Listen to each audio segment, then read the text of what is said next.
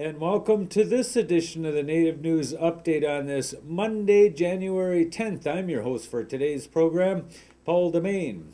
Many of the stories read here can also be found at our website at IndianCountryNews.com. So here are some of the news stories from the day from the Associated Press and other Native news sources. A group organized to set up a process for state recognition of tribes in Vermont is going to ask the legislature to recognize two Abenaki tribes. The Vermont Commission on Native American Affairs voted last week to recommend that the Nulhegan Band of Akwesasne Abenaki Nation based in Brownington be recognized. The panel also is recommending recognition for the Elnu Abenaki tribe in Newberry. Commission Chairman Luke Willard told the Caledonia Record that he will present the recommendation to the House General and Military Affairs Committee for legislative action. The Abenaki say recognition would allow them to sell their crafts as Native Americans and seek federal funding for education and other benefits.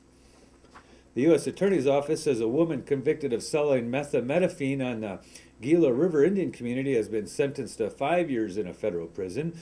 Prosecutors say 32-year-old Rini Joanna Cannon of Bapachuli was sentenced last Thursday for possessing methamphetamine with the intent to distribute it in March of 2009. Cannon was arrested following an undercover operation that targeted persons with a history of selling meth and crack out of their homes on the Gila River Indian Community Reserve. A judge has dismissed a charge against one of a dozen Navajo Nation lawmakers accused of stealing cash intended for needy tribal members, but she says a prosecutor can amend the complaint and refile it. Window Rock District Judge Carol Perry initially dropped a theft charge against young Jeff Tom because the prosecutor missed a December 27th hearing. In a written decision last week that expanded on the dismissal, Perry said the criminal complaint was defective anyway because dollar figures didn't match up.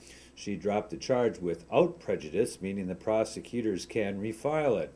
Tom was among dozens of lawmakers charged with offenses including theft, fraud, and conspiracy in the use of tribal funds.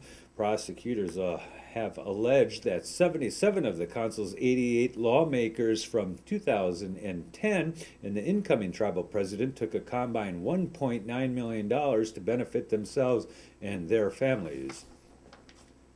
It is with deep sadness that the Mohawk Council of Akwesasne announces the passing of one of their community's most respected elders, Condole Life Chief Ernest Benedict, who passed away on the morning of January 8th. Mr. Benedict was exemplary in every sense of the word and in every aspect of his life's work, according to a statement issued by the council. Ernest was one of the first Akwesasne Ronan and one of the very few First Nations people in Canada at the time to earn a bachelor's degree, graduating from St. Lawrence University in 1940. His distinction as a college graduate marked the beginning of a long, courageous, and innovative journey. As a soldier in the 50th Signal Battalion in World War II, a grade school teacher, a laborer and an electrician, a chief, a writer, a university professor, defender of Aboriginal rights, a historian, a father, grandfather, and great-grandfather, and a mentor for the many, many people who admired his quiet wisdom. The Mohawk Council of Akwesasne extends its condolences to the family and friends of Ernest Benedict. Like his teachings and his voice, his passing will be felt around the world and by people of all ages and cultures. To those who were fortunate enough to sit and talk with Ernest or to learn from him or have him laugh with you, we offer our sincere condolences. That's in that Akwesasne Council statement. The funeral will be held on Tuesday, January 11th at 11 a.m. at the Tri-District Elders Lodge on Cornwall Island. On the second day of a two-day education summit on January 20th, a very special agreement will be signed about noon by the chairs of 3 Indian Nations in Minnesota.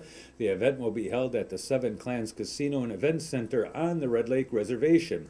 The Red Lake, Leech Lake, and White Earth tribes will come together and pledge to cooperate and work together on educational improvements in such crucial areas as Ojibwe language preservation, Indian education improvements, grant partnering, and grant endorsements. The idea for this new three-tribe educational consortium with mutually beneficial advocacy efforts was partially patterned from the very successful Tri-Tribes Economic Development Commission organized in the year 2006, according to Red Lake Nation College President Dan King. The three tribal chairs from Red Lake, White Earth, and Leech Lake, along with the three tribal college presidents, will all sign this historic Education Nation agreement, he said. The plan is also to try to have an agreement signed by the three education directors and superintendents of the schools, King indicated.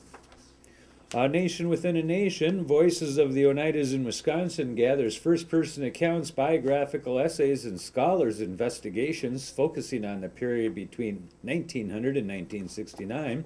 In the wake of removal from their native New York, the Oneida people settled near what is now Green Bay on 65,000 acres of land held commonly, but in 1887 the Dawes Act paved the way for a devastating breakup of the reservation, and within a lifetime the Oneidas saw their land holdings plummet to less than 200 acres. Throughout struggles with poverty, oppression, and government interference and assimilationism, Wisconsin Oneidas remain connected as a community and true to their Iroquois roots. They also refuse to relinquish their dream of reclaiming their land. In recent years have not only stopped the land loss, but have begun to reverse it. Editors L. Gordon McClester III and Lawrence M. Hopton show how Wisconsin Oneida leadership has helped to shape history for Native Americans, Wisconsin, and the United States. A story of survival and of the Native American quest for recognition of sovereignty. A Nation Within a Nation is a community history at its best. And the Mille Lacs Band of Ojibwe will hold its 27th annual State of the Band address to review 2010 and set the stage for tribal efforts in 2011 on Tuesday, January 11th, starting at 10 a.m. at the Grand Casino Mille Lacs Events and Convention Center in Oneida, Minnesota. Mille Lacs Band officials who will be speaking include Marge Anderson, the Chief Executive, Kurt Kalk, Secretary-Treasurer, and Raina Martinez, Chief Justice. And that is the latest roundup of news from Indian Country. On this edition of the Native News Update, we want to thank you for joining with us and come back again very soon. Miigwech.